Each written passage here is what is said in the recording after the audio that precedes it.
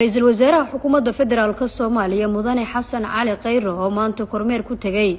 xarunta taliska booliiska Soomaaliyeed ee magaalada Muqdisho ayaa kulan la qaatay taliyaha ciidanka booliiska labada taliye ku xigeen iyo saraakiil ka tirsan ciidanka. kulanka ayaa looga hadlay dardargelinta qorshaha sugidda amniga dalka iyo fududeynta dib u habeynta lagu sameynayo ciidanka booliiska Soomaaliyeed si loogu guuleysto tayada ciidamadaasi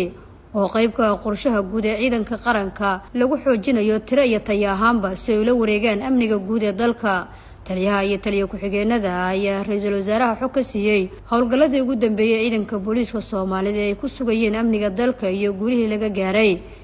iyo qorshaha ciidanka booliiska Soomaaliyeed lagu geynayo deegaanada argagixisada laga xoreeyo. waxayna ballan qaadeen inay fududeynayaan qorshaha dib u habeynta ciidanka isla markaana ay laba jibaarayaan shaqooyinka qaranka ay u hayaan si loo helo amni iyo xasilooni kala dambeyn. dhinaca kale ra'iisul wasaaraha xukuumadda federaalka Soomaaliya ayaa isla maanta kulan la qaatay qabanqaabiyaashii iyo howlwadeenadii shirkii madasha iskaashiga Soomaaliya caalamka ee Muqdisho ku soo xirmashay, waxaana kulanka la isaga xog wareystay hanaankii shirku u qabsoomay, caqabadihii la soo gudboonaaday iyo casharadii laga bartay ee looga faa'iideysan karo shirarka caalamiga ee Soomaaliya martigelin doonto. Nasr Bashiir Cali, warbaahinta qaranka, magaalada Muqdisho.